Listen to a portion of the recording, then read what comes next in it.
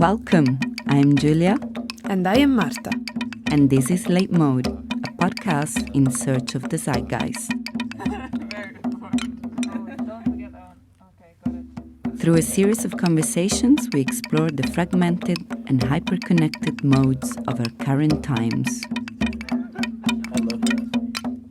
Today, I'd like to welcome Lynn Shore, who is a biology teacher and my herbology teacher. I've been following Lynn's apprenticeship for about a couple of months.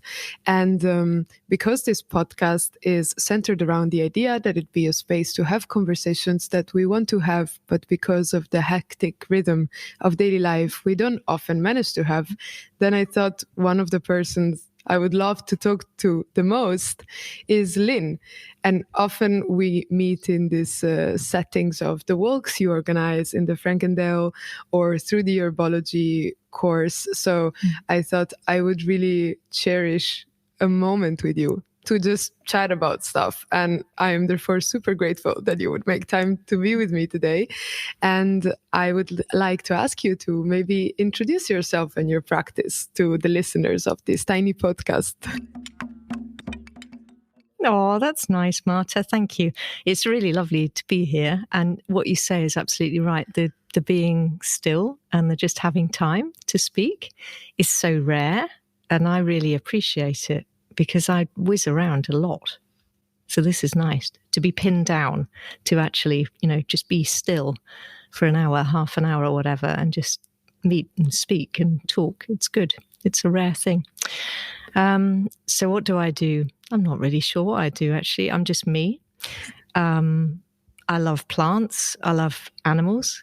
I love nature. I love life. I love people. I don't know. I haven't really prepared this at all. What to say? It's hard to say, isn't it? Who are you? What do you do? It is hard, but if you want, I can help you out a little bit, because one of the things that I appreciate about being a podcast host is that it is a very good exercise in learning to care for others. So I try to prepare a little bit to care for you and to know who it is that is here with me today. So when you enter Lynn's website, which, by the way, you can find online, it's called Urban Herbology, what you will see is that it is a journey that you can choose to start and leave according to how it fits your life, and spend some time learning about herbal crafting, ethical foraging, herbal remedies, herb gardening, the wheel of the year, which is a super interesting topic and something that I hope we can talk a bit more about later, food and ferments, and wise woman healing. So these are just some among the things that I have been learning from you and that I've heard you talk about. And I think it's maybe a good starting point to tell people a bit more about what you do, because you are sharing your knowledge of all of these things. You provide this space to come back to the learning. And there's something in what you said before that I thought was so fun, because you don't actually know the theme of this podcast yet. And No, I don't. nailed it. David left a ruin of our conversation for me and you to step into with ours. And that ruin was time pressure. So everything you've been saying so far has been incredibly intuitive in that regard, because time pressure is going to be something that we somehow will try to talk about, while also talking about your practice. So I hope this can also be a little bit of a guiding element, because it seems to be something that you're already in tune with. Yeah, I'm in tune with it. I struggle with it. Time management, working with time. There's just not enough of it, but there is. And I think our perception of time, or for me anyway, I think my perception of time speeds up, slows down. I think that's the same for everybody. And sometimes I just feel like I just want to sort of step off, and just sort of stop the clock. But most people do as well, I think, at times. Yeah. And other times it feels like you're trudging through treacle, and something that you want to go quickly is taking forever. But that is one of the reasons why, like you were saying, with the course which you're doing, the apprenticeship, I wanted people to, knowing how it is for me, knowing how things step in the way, different things get in the way through with life, and happily in the way, that you need to be able to stop and start things. And I think it's really, really valuable. I think it's very, very interesting in relation to the course, because I started doing this course in a time of my life where I had no time at all. And something inside me was telling me, you have to do this. This will help. And everybody else around me was, you are insane. Stop doing things. Just please stop. Do not sign up for yet another thing to do. Yeah. And it was totally the right thing to do. I have a very peculiar way of walking that I picked up from my single mom. My mom does not walk. My mom goes places, you know? Yeah, okay. So she walks at like 250 BPM from A to B. And this is how I walk as well. And often I get complaints about people sort of being like, Marta, please, like, there's no need. Why are you rushing so hard? And ever since I started following your course, I walk very different in nature. I've become so curious that time slows in my perception of where I have to go through the way that I look at the plants around. And one of the things I was very curious about when I realized, like, oh, David suggested this topic and my next guest is going to be Lynn. So I'm going to be talking about time with Lynn. And the first thing that came to my mind was the wheel of the year. Because there is something, I research sharecropping, which is this agricultural practice that is tied very much to farm and the land. And so there is a particular time and understanding of time in sharecropping as well, where it's very much tied to sowing and harvesting and the rhythms of the land. And so, of course, it kind of overlaps in many ways with the wheel of the year and this understanding of time. And ever since studying the wheel of the year and trying to have like my life be more in tune with this kind of time, I've really felt like things are moving way more in accordance with how I need them to move. That's recently interesting. I heard somewhere about this idea of seasons, like there's seasons for what you put out into the world. Okay. And it really made me think of you. And I wanted to ask you if you could tell us a bit more about, for somebody who has no idea, what a wheel of the year even is. Yeah, it's a way of, I think it's a way of sort of clarifying or giving a bit of shape, hence the wheel, to what a lot of people tend to believe in or see as a structure for their year, for their spiritual year, really. For me, the Wheel of the Year, well, I think I first heard it called the Wheel of the Year, I don't know, in my late 20s. I never called it the Wheel of the Year before then. Wherever you are in the world, these festivals will have different names, they'll have different associations. I do actually dip between different words for things. Like I follow Druidry as well now. I see that as the closest kind of spiritual path to the one that feels right for me. So there's a Druid name for Yuletide, but there's also the word Yuletide, which I grew up with and that sits better with me. And Beltane is one name for sort of May Day period. And there are other names as well. It doesn't matter to me. Just these points in the year where it's nice to sit back and look at nature in more detail and look at your own nature in more detail. Yes. And how it's responding to what's going on outside. And some of the dates are set, like May Day.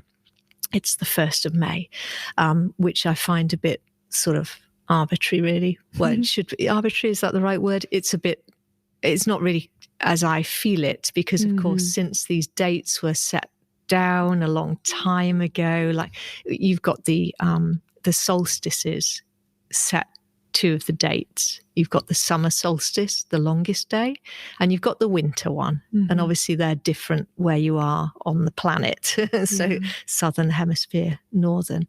Then you've got in between different festivals. But the May Day, and there are others as well, like at the very beginning of August, they're a little bit set with where things would happen, and they more or less happen at those times. I think it shows the point, because for me, looking at the Wheel of the Year, which if anybody's curious, looks like a circle cut up into pie slices. It looks like a cartwheel. Yeah, an old-fashioned it looks like a cartwheel, or even the Wheel of Fortune. If you're into tarot, that's kind of very similar layout. And then you would have like these dates, as Lynn was saying, they're kind of arbitrary. So you would have Litha, and then it's like 20th to 23rd of June. And this is the time of the summer solstice. Then you would have Beltane right before it, the slice before, and that's the 1st of May. And it goes on and it covers the whole year. And as you're saying, like, as somebody who has been studying herbology for maybe 20 years, if I'm correct, even more. Yeah. And you've been teaching it to others for about 12 years, if I'm correct. So you have been circling around these topics for a long time. So I think you're a little bit at a Picasso level, where you're like, to me, Beltane is not Beltane. It is the flowering of the hawthorn. Well, you know what a hawthorn is. You know, I cycle around town. I have no idea what a hawthorn is, even though I've been studying for months. So for me, looking at this wheel of the year, it's very necessary to learn how to understand the hawthorn when I see it. You know, it's a really helpful tool. And it is, I mean, I'm saying some of the dates are arbitrary. They are really good, what I would call super sensible dates, which you can rely on. So you've the 2 solstices, and then you've also got the equinoxes.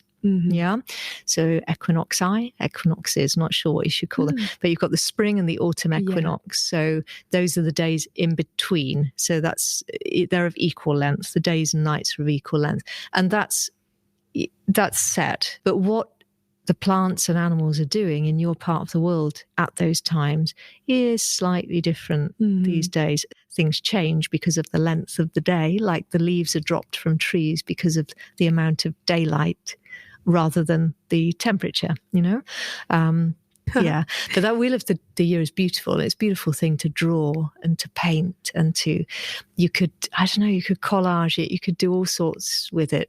And I like this idea very much, because it's really about taking the wheel of the year and bringing it into your life and transforming it through your sensibility for what you need. Just to go back a little bit to what you were saying about how you go from A to B, you're an A to B walker. I'm exactly the same. I walk really quickly. My mind goes really quickly with things. I speak quite slowly, but my mind is rocketing on. And I think, being in nature for me is very similar to what you've described, in that it makes me, it doesn't have to make me slow down. It doesn't have to make you slow down.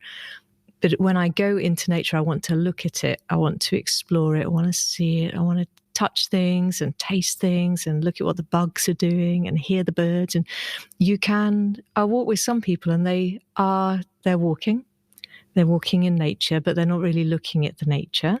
And I find that really difficult to do. With the Wheel of the Year, I just really like the way that it plods around. And you can hear, when I say it, it plods around. It makes me slow down just thinking about it. And for me, slowing down is one of the most important things.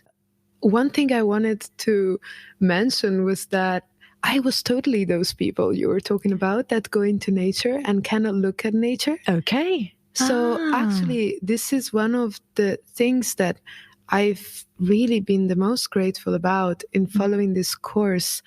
Of course, I would have a lot of moments where I would be in nature and be totally looking at nature, but only when it was easy. I don't know how to explain. Like, there's this beautiful primeval forests. The forest of Casentino used to be a part of the large forest that covered all of Europe, and which now have a little bit left in little pocket and a little bit in Italy. In a forest like this, it is easy to be focused on nature. The nature and the trees are so ancient. Their voice is very strong.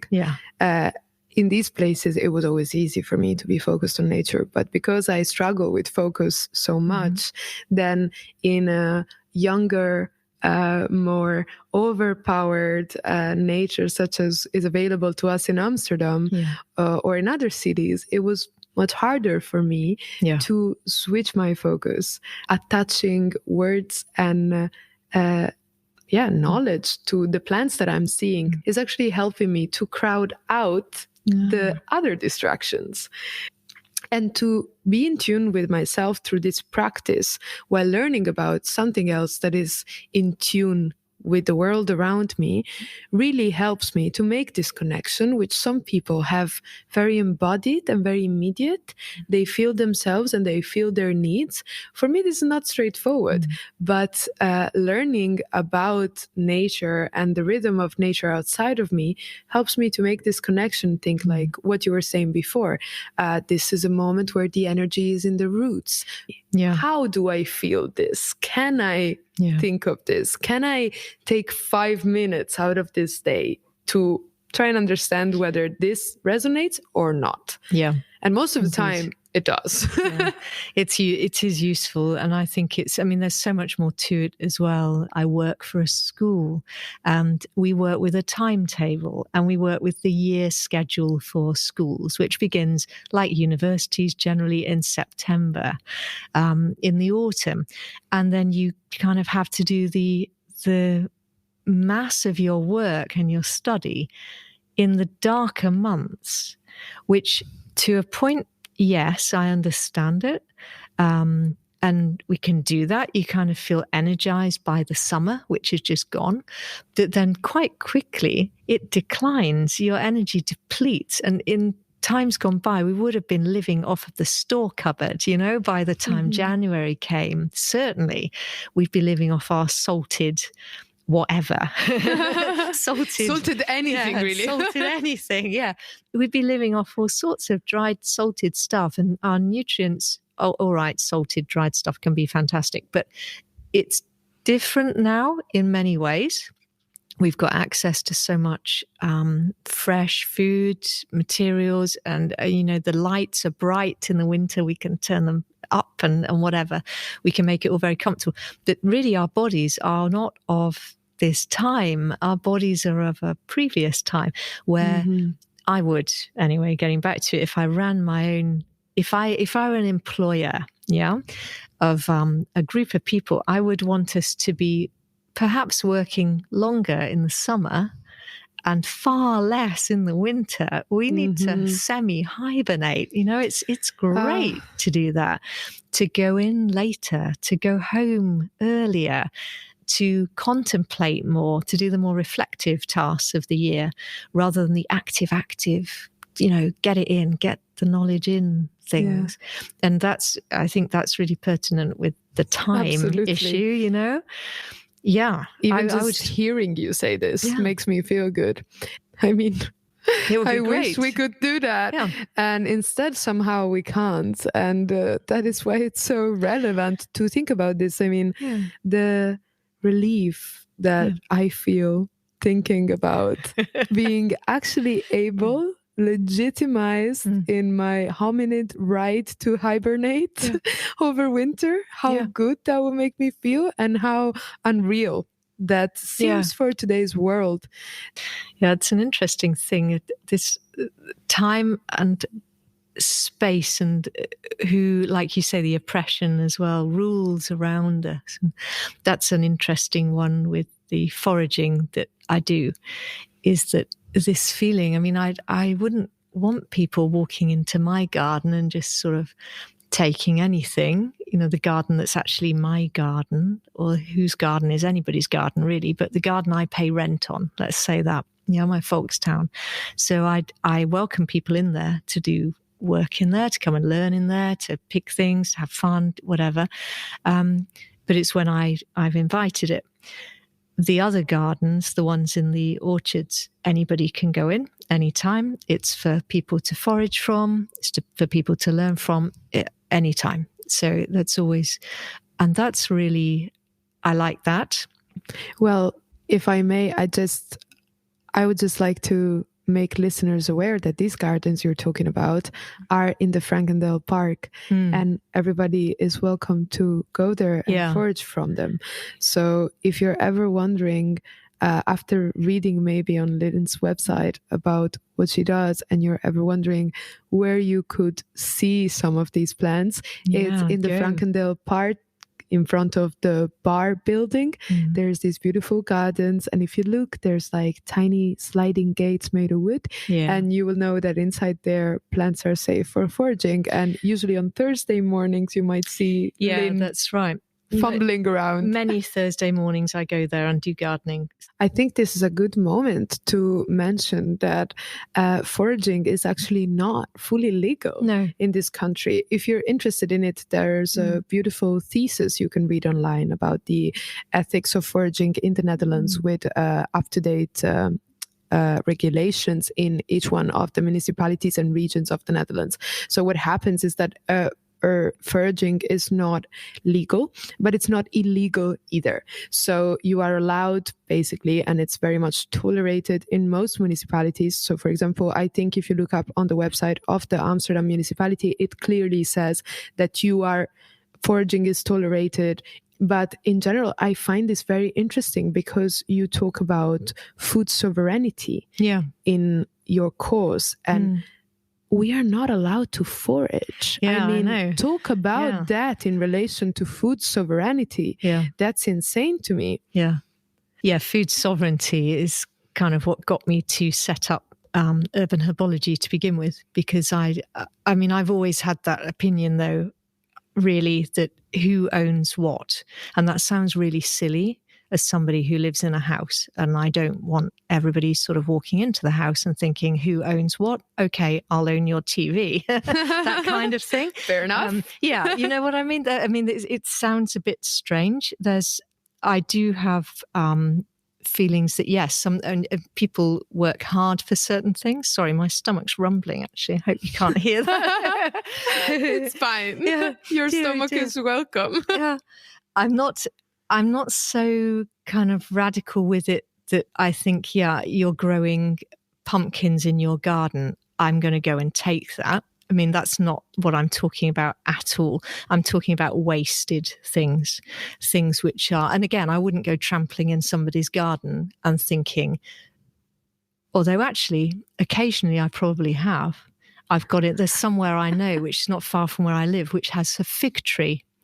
And that fig tree is never, ever picked. It's kind of in the gardens of a business, but I guess there are houses above it. It's one of those sort of little blocks, where there's a business underneath and people live above. It's never, ever picked. And those ripe figs are just going to waste. So occasionally I will dive in there in the middle of the night, actually, not too late at night. So people are, if they hear me or see me, they're really troubled. But I'll go in and I'll grab a fig and I'll eat it, because otherwise it's going to go to waste. And I know the birds could take it, but they don't. They rot on there. So there are certain things that, yes, I think it's waste. It's a waste, and I don't like that. That the whole thing with the legality of it. I mean, I come from the UK, and there the rules are different. Again, they've probably changed a bit since I last lived there as well. But it's always been just so obvious that if you're walking past something and you can eat it and you want to eat it and you need to eat it, not just I can eat it, so I'm going to pick the hell out of it, and there's none left. There's no blackberries left on that hedge now because I can eat it and I will. Just to take a little bit, I don't really see a problem with it. This food sovereignty thing, it's so interesting in relation to waste and even to time. So, for example, I work for this student magazine, Simulacrum. And recently we organized a launch for an issue called Dirt. And we had this beautiful organization of volunteers, Taste Before You Waste, help us. They do food waste recovery. So they recover food that is being thrown away by supermarkets because it's a perfectly good aubergine, but it says that it was gone off yesterday, and you look at it and you're like, that's perfect. But they're not allowed to sell it anymore because of time, completely arbitrary concepts of time. And so this food is often going to waste. And every Wednesday they hold on the Plantage do Clan. If anybody wants to go visit them, they have these dinners where they are by offer, and you can go there make an offer, eat dinner, and take home anything you want for free. Wonderful. Or on offer base. And these kind of things are really, really important to me. Super. That we don't allow food to go to waste. And then if there is overarching branch and you take one leaf, or you do not upset the inner balance of this thing, but you also, it's a form of honoring it too. And but having, well, one thing I always wanted to do, I've never really got that far with it yet, is to try to encourage people who are unhoused to forage, or to know what to forage safely and what to do with it, how they can use it. And I've made slight steps with it in the direction of helping with that, or helping with it, doing things with it. Helping sounds like I think it's good, which I do, but it might not be good. I don't know. But I think it would be really, really good to connect up more of these sectors of the community with the food that's out there. Whether people want it or not, I don't know. Well, but that's very interesting to find out, because this is also really where the political hefty part of food sovereignty comes in, because it used to be, and in a lot of countries it still is. Agnes Varda did a wonderful documentary about this, The Gleaners and I. It used to be legal to forage. And even to forage on the property of other people after the harvest. I think that when you prohibit that, when you make foraging illegal but allowed under certain conditions, the people you are excluding are those who do not own the privilege of looking like somebody you will allow. So the unhoused, this is really problematic, that we make it illegal to feed off the land that does not belong to anyone most times, or that belongs to the state, because you're picking from stinging nettle from the edge of the park. How did they call it in the Amsterdam municipality? The backyard also. The town van Ons Allemaal. It's a way that the municipality, everybody's backyard, to describe the Vondelpark. Everybody's backyard. Who's everybody? Who is we, in this conception? Who is allowed to forage despite it not being legal? And I think it's very beautiful that as a forager and somebody who has been working very hard to create spaces to forage safely in the city and to share this knowledge, you're now really looking at what kind of communities benefit from this knowledge and how to spread that further. Because it's very important. There's loads that can be done with it. And over the years I've worked, it hasn't been a while now because I've been a bit too busy, not enough time, but working with groups of immigrant women. Some were refugees, and they were in New West of Amsterdam, a beautiful centre there where the women would go and be together, and they'd learn the language of the Netherlands and all sorts of different things.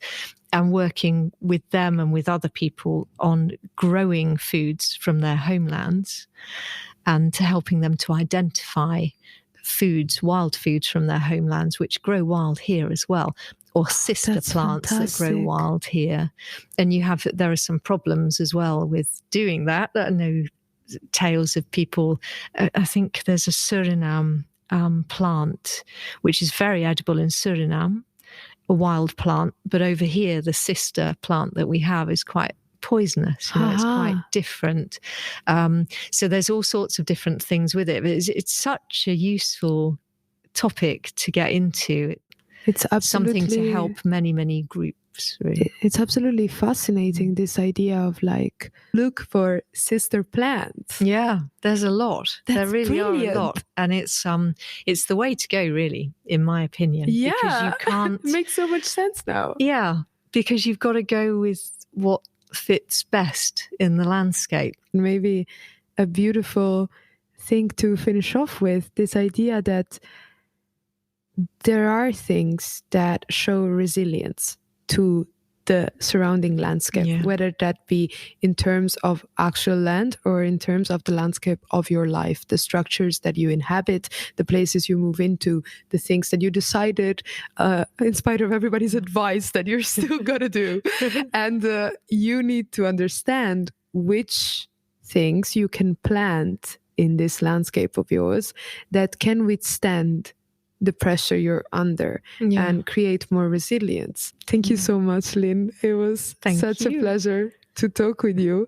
And before we close this podcast episode, I'm going to ask you to do what all the other podcast guests have done so far, which is suggest a topic for our next podcast. You can see this as a ruin of this conversation, something that maybe has come up in your mind that you were like, oh, wow, this is very interesting. I really do feel like it resonates with conversations I've been having with others. Or it can even just be something you're personally interested in, a synchronicity you noticed about the present time. Yeah, so one thing that I think I want to is imposition of what somebody thinks is right or helpful on somebody else. How could we frame that shortly? So empowerment, because that's the aim. That's the aim of all of it, is to empower people. And what does it mean? No? Yeah, what does it mean? Where do you position yourself when you think you can empower others? What kind of power relations that this statement create? Are these healthy, helpful power relations? Are you ever in a condition to empower others if you think that you can empower them? Yeah, indeed. I think that is a very beautiful topic to think about. How do we empower each other? Is there purpose in it? Is it helpful? Thank you, Lynn. Thank you, Marta. It's been really fun. Really lovely. It's been so nice to just make time and just sit down and talk. Thank you so much for staying with us until the end. If you want to dive deeper into the show, don't forget to check the podcast description for extra resources, contact information, and a sign-up form for our newsletter. We hope you enjoyed this episode, and until next time, take care.